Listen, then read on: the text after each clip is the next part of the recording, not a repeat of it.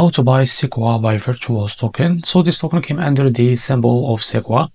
So before we start, this is not financial advice. I'm not professional or economic expert. So before investing in any project that you find on my channel, please do your own research. Now, before going and buy this token, make sure to check Derek's account and keep following the updates about this token. Now go and engage with their community. As you can see, they have 80,000 followers. So this token is available on the screen, as you can see. If you don't have an account on it, just go and create one.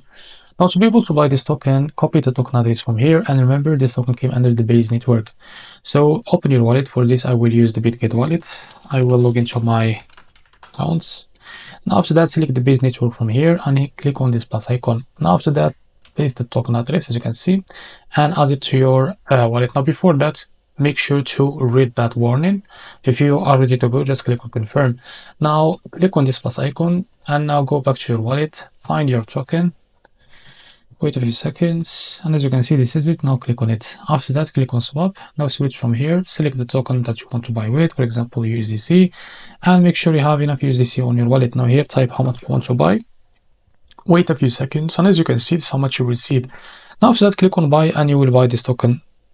So this is how to buy SEQUA token.